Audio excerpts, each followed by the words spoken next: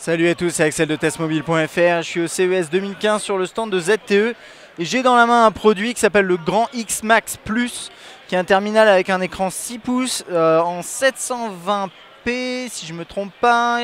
Il tourne sur un quad-core 1,2 de chez Qualcomm. Il a une batterie de 3200 mAh, il est 4G LTE, il a 2 Go de RAM, 16 Go de mémoire interne et on peut mettre une micro SD. Et ce qui est important de savoir, c'est que c'est un produit exclusif à l'opérateur Cricket, qui est un opérateur américain. Donc bon, je vais passer rapidement sur le terminal, c'est juste pour vous montrer ce qui se fait un petit peu, on va dire outre-Atlantique, j'arrive pas à le dire, outre-Atlantique, sur un produit ici 6 pouces qui est vraiment intéressant, qui est pas très cher, qui est à moins de 200 $. Donc, hop, on va éteindre l'écran si j'arrive, les touches ici elles ressortent vraiment très peu. Là on a une touche, la sortie audio, on a la caméra frontale, logo ZTE, quelques capteurs. En dessous, on n'a rien, micro USB ici, sur la droite, gestion du volume, que vous voyez pas très bien à mon avis. Jack, on-off verrouillé, déverrouillé, et ensuite 2 caches sûrement pour la SIM et micro USB. Et à l'arrière, et pas micro USB, et la micro SD, pardon.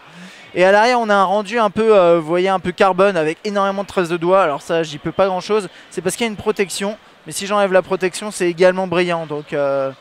voilà, niveau traces de doigts, ça doit être le festival des traces de doigts sur cet appareil. Quoi qu'il en soit, c'est un appareil qui est plutôt intéressant parce qu'il n'est pas très cher.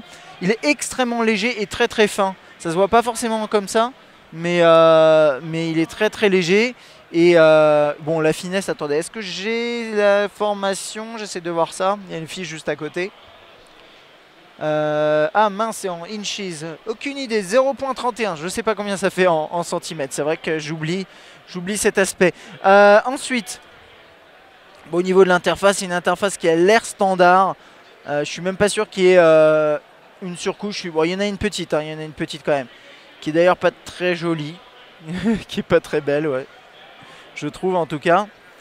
Il y a un menu des applications, alors que normalement chez ZTE, il n'y a pas. Donc vous voyez, c'est à quel point l'opérateur peut donner ses directives. A priori, voilà, on a un dossier Cricket. Mais en tout cas, bon, dans les grandes lignes, qu'est-ce que c'est? C'est un produit 6 pouces de chez ZTE, il est fin, il a des specs décentes, mais sans plus.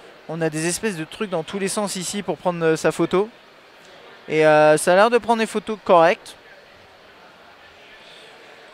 Voilà, mais le point principal que je vois ici, c'est un grand écran, un design plutôt quali, bien assez compact malgré sa taille 6 pouces quand même. Je vais vous montrer un autre 6 pouces à côté. C'est le seul 6 pouces que j'ai dans la poche. Mais c'est un Mate 7. Et a priori, qu'est-ce qui se passe niveau de taille? L'autre est un petit peu plus haut, vous voyez. Par contre, je pense qu'il est un peu moins large, ouais. Ah non, il est un peu plus large également. Ok, d'accord.